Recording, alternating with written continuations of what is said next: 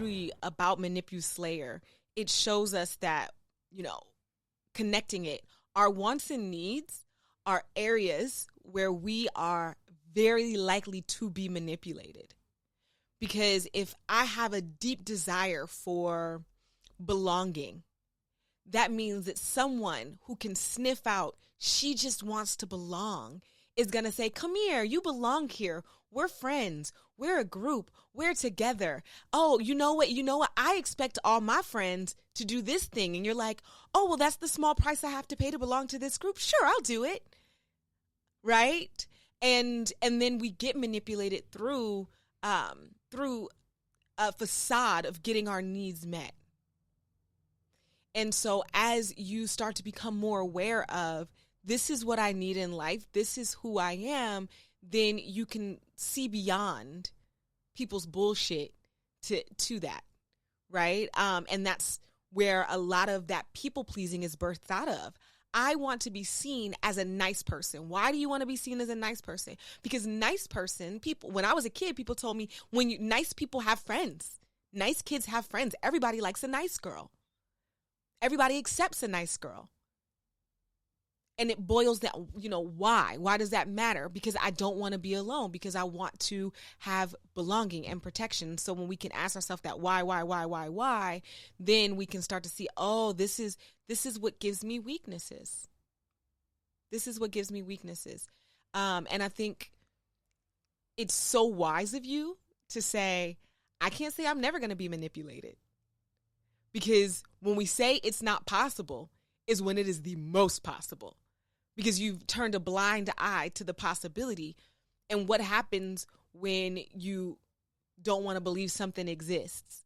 Then it gets to just manifest and grow and fester without you even trying to isolate it and break it down. Try ignoring being pregnant and watch yourself be a mama, okay? Some shit you just got to pay attention to. And you got to do something about it. You got to make up your mind what you want to do about it. So it's beautiful to hear you have that growth and you make that cadence and all of those sort of things.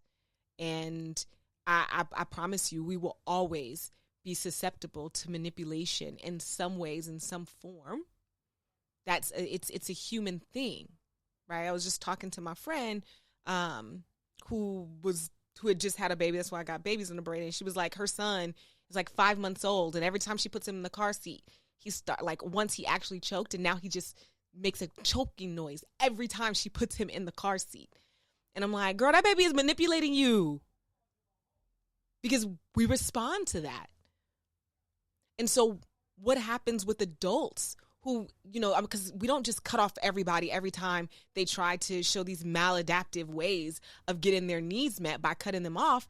You call it out. Hey, that doesn't work. And you watch, either they become more honest about their desires or they disappear themselves.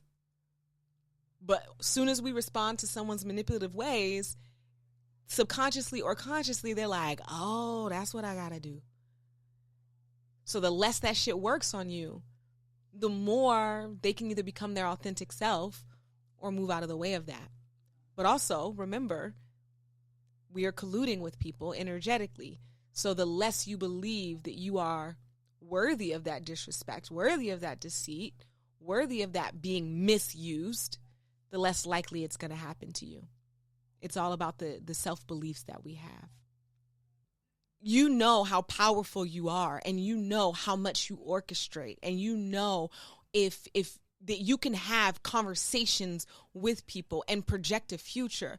Why do you not think that you were also as powerful as when you got right to the edge of figuring out exactly with certainty what it is that you need to move forward and gearing up to leave again, that all hell wasn't going to break loose for them? That their energy and everything wasn't going to fight to keep you and to pull you and to lure you back into what their needs are.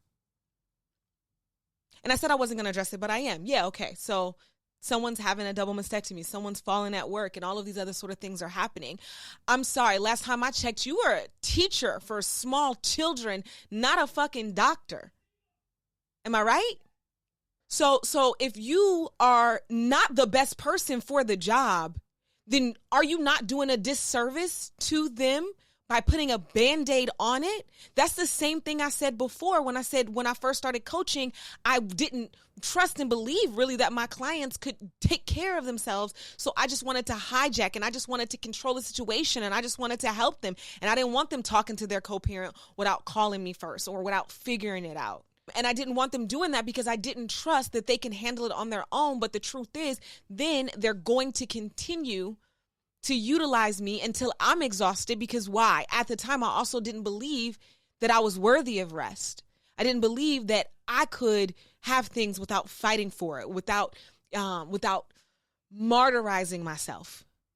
And so there is some part in your brain that may believe that the only way out is through martyrdom. And so now all of these opportunities for you to fucking kill yourself energetically, physically, emotionally, enough so that you can hit that threshold and justify without any benefit of the doubt why you had to get out of there. But I'm not taking these moments where I'm like, damn, you played me as an opportunity to be hurt or to be devastated or to be manipulated or to believe something negative about myself. That's where learning who you are is so important, so that when we do fall prey to things like this happening to us, and I hope that nothing like that specifically happens to any of y'all in the future, you can say, oh shit, I had my guard down. This was a tough moment. I'm not going to let it add any value to my character. This does not get to be one of my future stories. This is not a defining moment for me. This is something that happened. I got played a little bit, but the beauty is I recognized it and I realized it and I went back into this is how I'm going to care for myself mode. Because a lot of times we are not people's last resort. We are the most convenient one. People want a certain energy from folks. And what we have to realize is the person that you want me to be, I don't qualify to be them. You want me to be someone who thinks lowly enough of myself to be cheated on or to be berated or to be paid a shit unlivable wage. I do not qualify. I do not qualify to meet this job description. And that is why that is your final project. Because you stay doing jobs that you don't fucking qualify, which is really fucked up because you are so magnificent that you have a huge role in this universe, in society, but you're always fucking playing intern and the world needs another CEO from you.